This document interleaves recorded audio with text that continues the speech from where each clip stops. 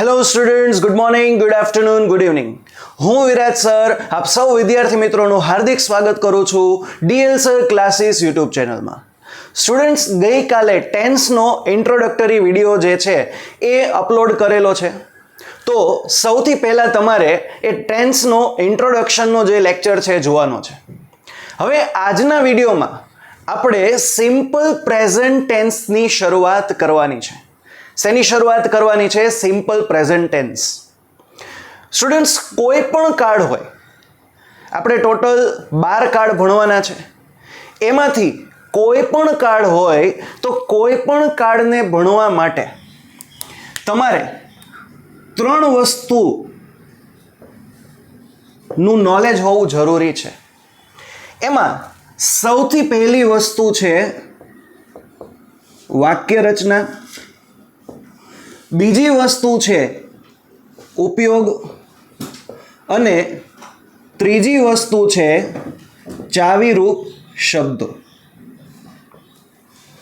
એટલે જેટલા કાર્ડ છે એની વાક્ય રચના, એના ઉપયોગો અને ચાવીરૂપ શબ્દો, આ ત્રણેયનો તમારે અભ્યાસ કરવો જરૂરી બને છે. હવે આમ જોવા જાઓ તો આપણે વાક્ય રચનાના કેટલા પ્રકાર છે? 3. કયા કયા? હકાર, નકાર અને પ્રશ્નાર્થ. યસ, 3 પ્રકાર છે: હકાર, નકાર અને પ્રશ્નાર્થ. હવે કાર્ડ કેટલા છે? 12. અને વાક્ય રચના કેટલી? 3. તો 12 તરીને 36 વાક્ય રચના થાય. હવે 36 વાક્ય રચના જો યાદ રાખવા જાઓ તો આપણું જે મેમરી કાર્ડ છે ને એ હેંગ થઈ જાય.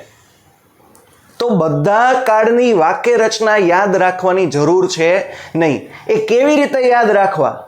સપોઝ આજે સાદો વર્તમાન કાળની શરૂઆત કરીશ તો સાદા વર્તમાન કાળની વાક્ય રચના કેવી રીતે યાદ રાખવી એ આજે આપણે ચર્ચા કરવાની છે. એટલે આ 36 વાક્ય રચના યાદ રાખીને આપણે ખોટું મનને પ્રેશર આપવાનું નથી અને વાક્ય રચના યાદ રાખવાની જ નથી. જો તમે એક્ટિવ પેસિવ ભણવા જાઓ તો બીજી આની 36 થાય તો 72 વાક્ય રચના. 72 વાક્ય રચના યાદ રાખો તો પછી તમે વાક્ય રચના બોલશો કે ઇંગ્લિશ બોલશો? યસ, એટલે વાક્ય રચના ઇઝીલી સમજવાની છે, ગોખવાની નથી. હું તમને એકદમ ઇઝીએસ્ટ ટ્રીકથી બરાબર કાર્ડ પાક્કા કરાવીશ. વાક્ય રચનાનો આપણે બહુ જ ન્યૂનતમ, બહુ ઓછો ઉપયોગ કરવાનો છે. ઓકે, તો સૌથી પહેલાં શું કીધું કે કોઈ પણ કાર્ડ છે એને શીખવા માટે વાક્ય રચના, ઉપયોગ અને ચાવીરૂપ શબ્દો, આ 3 વસ્તુ જરૂરી છે. વાક્ય રચના આમ જોવા જાવ તો 36 ને 36 72 થાય જો એક્ટિવ પેસિવ સમજો તો. પણ આપણે આ 36 નહીં, માત્ર ને માત્ર 3 જ વાક્ય રચના ભણવાની છે. આ 3 વાક્ય રચના આવડે બરાબર તો તમને બધા જ કાર્ડ છે એ આવડશે જ. ઓકે, એ ટ્રીકથી આપણે ચાલશું આગળ. તો ચલો શરૂઆત કરીએ સૌથી પહેલા સાદા વર્તમાન કાળની. આપણે સાદા વર્તમાન કાળની શરૂઆત કરી એ પહેલા તમે આ જોઈ શકો છો વાલી વાલી વાક્ય રચના. શું છે? વાલી વાલી વાક્ય રચના. મેં તમને પહેલા જ કીધું કે આપણે 36 વાક્ય રચના યાદ રાખવાની નથી, પરંતુ જે મેઇન 3 છે એ જ યાદ રાખવાની છે.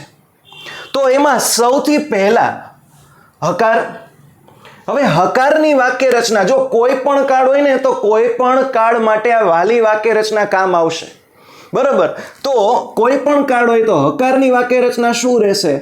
કર્તા પ્લસ સહાયકારક ક્રિયાપદ પ્લસ ક્રિયાપદ પ્લસ કર્મ પ્લસ અન્ય શબ્દ. કોઈ પણ કાર્ડ હોય એ કોઈ પણ કાર્ડમાં આ વાક્ય રચના છે એ સેમ રહેવાની છે.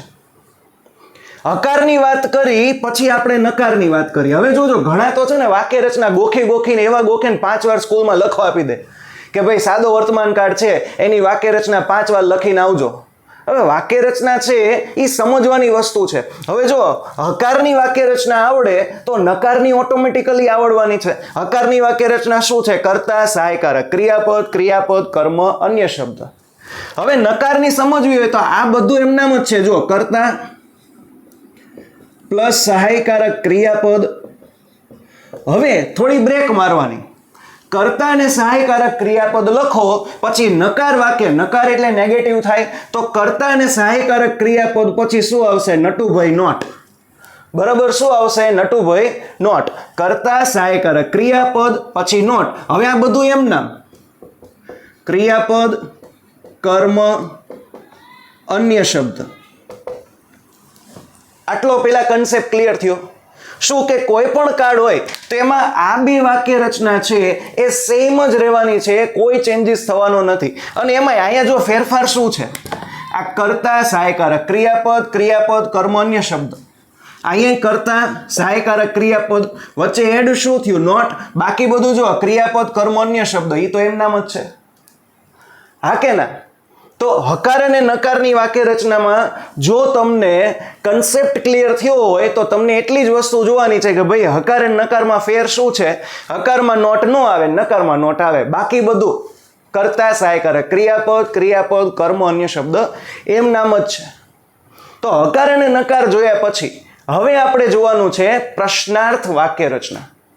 પણ એક વાત કહું કે જો તમને કર્તા સહાયકારક ક્રિયાપદ, ક્રિયાપદ અને કર્મનો આઈડિયા ન હોય તો આ શું છે એના વિડીયો આપણે ઓલરેડી ચેનલમાં મૂકેલા જ છે, તો તમારે જોવાના છે, એટલે ઓટોમેટિકલી આ તમને ખ્યાલ આવી જશે.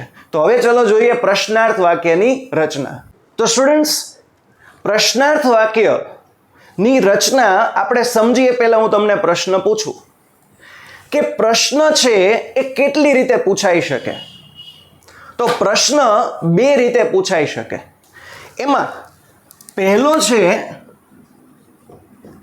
WH થી અને બીજું છે સહાયકારક ક્રિયાપદથી. કે પ્રશ્ન છે ને બે રીતે પૂછાય, કાં તો WH થી અને કાં તો સહાયકારક ક્રિયાપદથી. તો હવે આપણે પ્રશ્નાર્થની વાક્ય રચના જોઈએ તો સૌથી પહેલા WH ની વાક્ય રચના. ફરીથી તમામ કાળ માટે વાક્ય રચના સેમ જ રહેશે. શું? WH પ્લસ સહાયકારક ક્રિયાપદ પ્લસ કર્તા પ્લસ ક્રિયાપદ પ્લસ કર્મ પ્લસ અન્ય શબ્દ અને પ્લસ પ્રશ્નાર્થ ચિહ્ન. જો WH થી પ્રશ્ન હોય તો શરૂઆતમાં શું આવશે? WH. એટલે WH માં કોણ આવે? who, whom, whose, what, where, when, why, which. આટલા W વાળા થયા. હવે H વાળામાં શું આવે? how, how many, how much, how far, how long અને how often. યસ, તો આ WH વાળા થયા. એટલે જો આટલાથી પ્રશ્ન પૂછાય તો એની વાક્ય રચના આ થશે. હવે જો WH થી પ્રશ્ન તમને ન પૂછાય તો શેનાથી પૂછાય? સહાયકારક ક્રિયાપદથી. તો એની વાક્ય રચના શું છે? એની વાક્ય રચના સાવ સહેલી છે. આ WH નીકળી જાય. શું? WH નીકળી જાય, એ રહે નહીં. તો બાકી શરૂઆત શેનાથી થશે? સહાયકારક ક્રિયાપદ પ્લસ કર્તા પ્લસ ક્રિયાપદ પ્લસ કર્મ પ્લસ અન્ય શબ્દ. યસ, તો આ તમારી વાક્ય રચના થઈ. હકાર, નકાર અને પ્રશ્નાર્થ. પ્રશ્નાર્થમાં શું છે? જો WH થી પૂછાય, યસ, તો WH થી પૂછાય તો શરૂઆત કોનાથી થશે? WH થી. પછી સહાયકારક ક્રિયાપદ અને કર્તા. આ બેમાં જો ચોકડી થશે. શું થશે? ચોકડી. કારણ કે હકાર અને નકારમાં કર્તાથી શરૂઆત થતી હતી, પ્રશ્નાર્થમાં શરૂઆત શેનાથી થાય છે? સહાયકારક ક્રિયાપદથી. બાકી આ જો ક્રિયાપદ, કર્મ અને અન્ય શબ્દ, ક્રિયાપદ, કર્મ અને અન્ય શબ્દ એ તો કોઈ પણ વાક્ય રચનામાં છે ને એ સેમ જ છે. એના સ્થાનમાં કોઈ ફેરફાર થતો નથી. જે ગેમ છે ને એ ક્યાં છે? સહાયકારક ક્રિયાપદમાં અને ક્રિયાપદના રૂપમાં. સાંભળજો, આપણે જે ટેન્સ શીખી છીએ તો ટેન્સ જે ગેમ છે, મેં તમને ગઈકાલના લેક્ચરમાં કીધું હતું, તો એ ગેમ છે આપણે કોના વચ્ચે રમવાની છે? આ સહાયકારક ક્રિયાપદ અને ક્રિયાપદ વચ્ચે. બાકી તો તમને ફાવશે જ. અને જો ટેન્સ તમને આવડે તો એક્ટિવ પેસિવ આવડે. બરોબર, ટેન્સ આવડે તો એક્ટિવ પેસિવ આવડે. અને આ બે ફાવે તો તમને ડાયરેક્ટ ઇનડાયરેક્ટ ફાવે. ટૂંકમાં ટેન્સ છે એ બેઝિક છે, ફાઉન્ડેશન છે ગ્રામરના કન્સેપ્ટ ક્લિયર કરવા માટે. તો સૌથી પહેલા અત્યારે મેં તમને શું સમજાવ્યું? વાક્ય રચના. યસ, વાક્ય રચના છે ની હકાર, નકાર અને પ્રશ્નાર્થ. આ તમારે જોડે જોડે લખતું જવાનું છે. તો હવે આપણે શરૂઆત કરીએ સાદા વર્તમાન કાળની. તો સાદો વર્તમાન કાળ. હવે સાદો વર્તમાન કાળ છે એને ઇંગ્લિશમાં શું કહેવાય? Simple present tense. યસ, શું કહેવાય સાદા વર્તમાન કાળને? Simple present tense. મેં તમને હમણાં જ કીધું કે કોઈ પણ કાળ પાકા કરવા હોય તો તમારે એની વાક્ય રચના, એના ઉપયોગો અને ચાવીરૂપ શબ્દો આ ત્રણેયનું નોલેજ હોવું જરૂરી છે. તો સૌથી પહેલા આપણે શું જોશું? એની વાક્ય રચના. હવે તમે કહેશો કે સર વાક્ય રચના તો તમે ના પાડી કે આપણે ત્રણ જ સમજવાની છે, તો હવે વળી પાછી શરૂઆતમાં કેમ વાક્ય રચના ભણાવો છો? પણ હું તમને વાક્ય રચના જે રીતે ભણાવું એ તમે જોજો.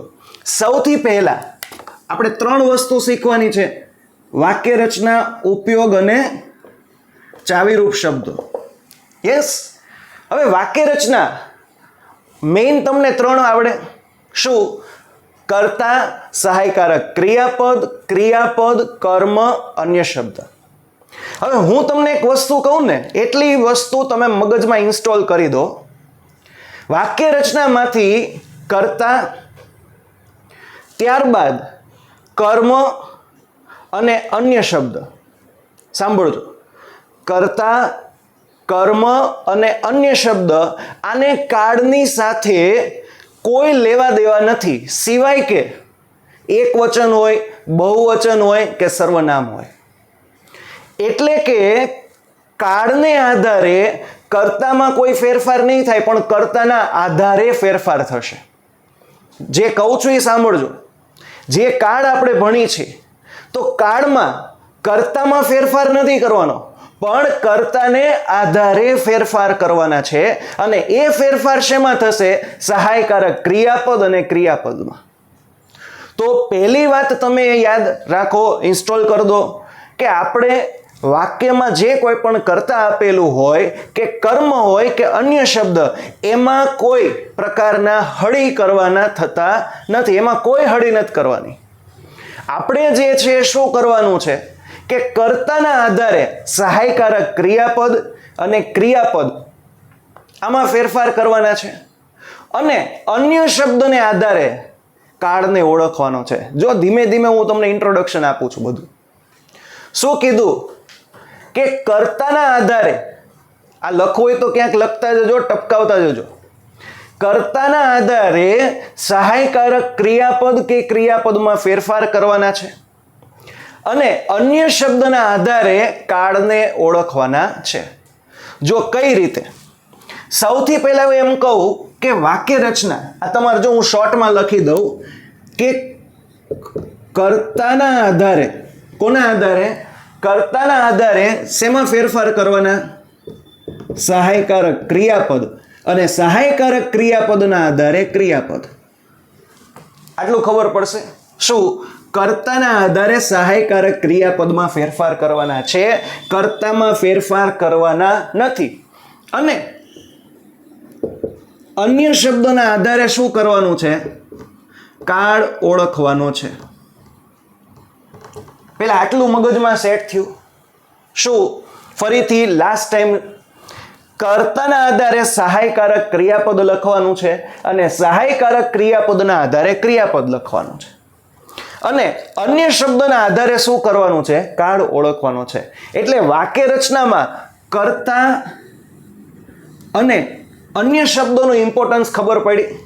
પહેલા તો વાક્ય રચના ગોખો, 5 વાર લખો ને તો એ પહેલા સમજો કે કર્તાનો ઉપયોગ શું છે, અન્ય શબ્દોનો ઉપયોગ શું છે.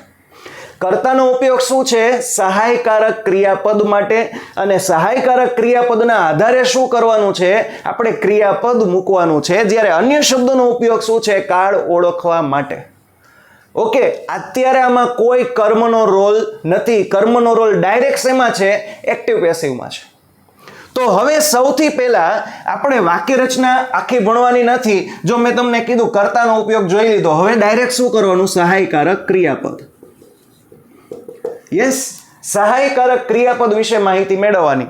તો સહાયકારક ક્રિયાપદ સૌથી પહેલા આપણે જોશું હકાર વાક્યનું. શેનું? હકાર વાક્યનું. મિત્રો યાદ રાખો કે કાળ કયો છે? સાદો વર્તમાન કાળ.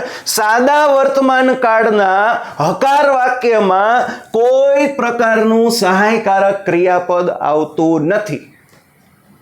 12 કાળ છે ને, 12, તો 12 માંથી 2 કાળ એવા છે જેમાં પહેલો સાદો વર્તમાન કાળ અને બીજો છે સાદો ભૂતકાળ કે જેના હકાર વાક્યમાં સહાયકારક ક્રિયાપદ આવતા નથી. એટલે મેં તમને કીધું કે ભાઈ હકાર વાક્ય છે એ હકાર વાક્યમાં કોઈ સહાયકારક ક્રિયાપદ આવશે નહીં. જો આ સહાયકારક ક્રિયાપદની માહિતી થઈ. તો હવે હકાર પછી શું? પ્રશ્નાર્થ અને નકાર. તો પ્રશ્નાર્થ અને નકાર વાક્ય હોય તો એમાં સહાયકારક ક્રિયાપદ શું આવશે ખબર છે? ડુ અને ડઝ. આટલું યાદ રહેશે. શું વાક્ય રચનામાં ખાલી આટલું જ યાદ રાખવાનું છે કે સહાયકારક ક્રિયાપદ. તો હું તમને એમ કહું કે ભાઈ સહાયકારક ક્રિયાપદ છે, હકારમાં શું આવે? તમારે કહેવાનું સાહેબ ઉભા રહો, કયો કાળ? સાદો વર્તમાન કાળ. તો સહાયકારક ક્રિયાપદ આવશે નહીં. પણ જો પ્રશ્નાર્થ કે નકાર વાક્ય હોય તો એમાં સાદા વર્તમાન કાળમાં શું આવશે? ડુ અથવા ડઝ. હવે મેં તમને હમણાં જ કીધું, જો તમારું ધ્યાન આયા હોય, ઓકે, ક્યાંય તમારું મન ડગુમગુ ન થતું હોય તો તમને યાદ હશે મેં શું કીધું હતું કે કર્તાના આધારે સહાયકારક ક્રિયાપદ લખવાના છે. તો તમે કહેશો સર અહીંયા તો 2 સહાયકારક ક્રિયાપદ છે, એક ડુ છે ને એક ડઝ છે. તો ડુ ક્યારે આવે ને ડઝ ક્યારે આવે? હા કે ના? એ ક્વેશ્ચન આવે સર, ડુ ક્યારે આવે ને ડઝ ક્યારે આવે? તો હવે ચલો આપણે ચર્ચા કરીએ કે તમારે ડુ ક્યારે લખવાનું છે ને ડઝ ક્યારે લખવાનું છે. તો અહીંયા જોઈ શકો છો તમે કે ડુ અને ડઝ ક્યારે અને ક્યાં આવશે. તો જો મેં તમને હમણાં જ કીધું કે સાદો વર્તમાન કાળ હોય તો કર્તામાં તો ડુ ડઝ લખવાના નથી, પ્રશ્નાર્થ અને નકારમાં જ આવશે. તો કર્તામાં કર્તાના આધારે સહાયકારક ક્રિયાપદ મૂકશું. હા, તો કર્તામાં કોનો સમાવેશ થાય? I, we, you, he, she, it અને they. Yes, I, we, you, they. સાંભળજો, આઈ, વી, યુ, ધે. આમાં તમારે લખવાનું છે ડુ. આઈ, વી, યુ, ધેમાં શું આવશે? ડુ આવશે. અને હી, શીટમાં શું આવશે? ડઝ આવશે. આટલું પહેલા ક્લિયર થયું? કર્તામાં આઈ, વી, યુ અને ધે હોય તો શું આવશે? ડુ આવશે. જ્યારે હી, શીટ હશે તો શું આવશે? ડઝ. આ પહેલો નિયમ. આ પહેલો નિયમ. હવે બીજો નિયમ, જો કર્તા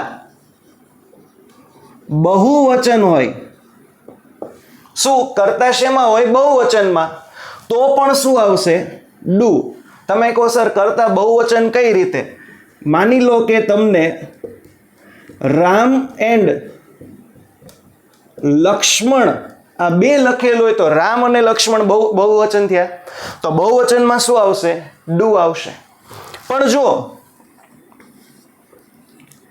એક વચન હોય તો એક વચનમાં શું આવશે? ડઝ આવશે. રેડી? તો જો એક વચનમાં ડઝ આવશે તો એક્ઝામ્પલ તરીકે માત્ર ને માત્ર તમને શું આપેલું હોય? રામ. ક્લિયર? તો ડુ અને does. I, we, you, they. I, we, you, they માં શું આવશે? ડુ. હી, શીટમાં શું આવશે? ડઝ. બહુવચનમાં ડુ, એક વચનમાં ડઝ. આટલું યાદ રહે તો સહાયકારક ક્રિયાપદનો કન્સેપ્ટ પૂરો. ઓકે, જો કર્તાના આધારે સહાયકારક ક્રિયાપદ મૂકતા આવડે. હવે આપણે શું જોવાનું છે? ક્રિયાપદ. યસ, હવે આપણે શું જોવાનું છે? મોસ્ટ ઇમ્પોર્ટન્ટ ક્રિયાપદ. તો સ્ટુડન્ટ્સ, ક્રિયાપદની ચર્ચા કરી તો સૌથી પહેલા વાક્ય રચના. તો ક્રિયાપદ છે તો વાક્ય રચનાના પ્રકાર કેટલા? 3. હકાર, પ્રશ્નાર્થ અને નકાર. યસ. તો હવે ખાસ ધ્યાન આપજો.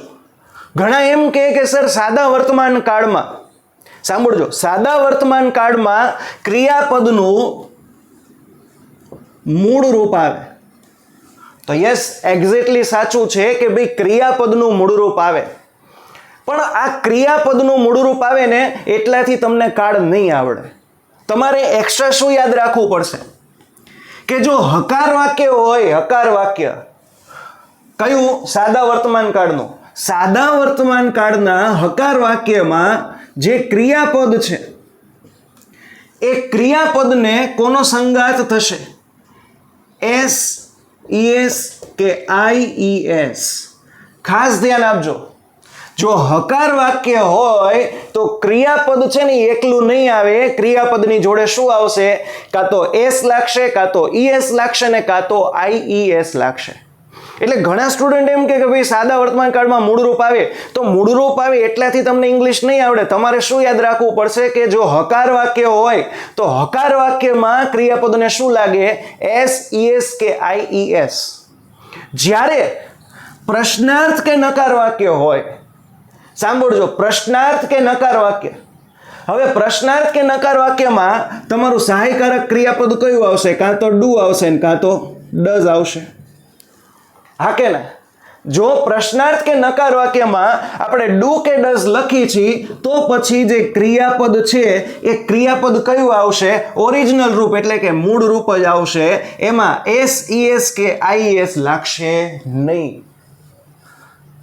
કાર્ડ છે ને, કાર્ડ તમે જેટલું ડિટેલમાં સમજશો એટલું તમારું ફાઉન્ડેશન ક્લિયર થશે.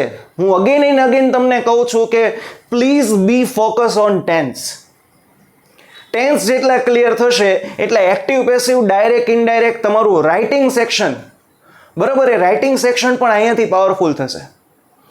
ઓકે, તો શું ક્રિયાપદના નિયમ 2 યાદ રાખવાના. ક્રિયાપદના 2 નિયમ યાદ રાખો કે હકાર વાક્ય હોય તો હકાર વાક્યમાં ક્રિયાપદ એકલો નહીં આવે. એ એમ કહેશે હાલ મારી યારે, કાં તો એસ આવશે, કાં તો ઈએસ આવશે ને કાં તો આઈએસ આવશે.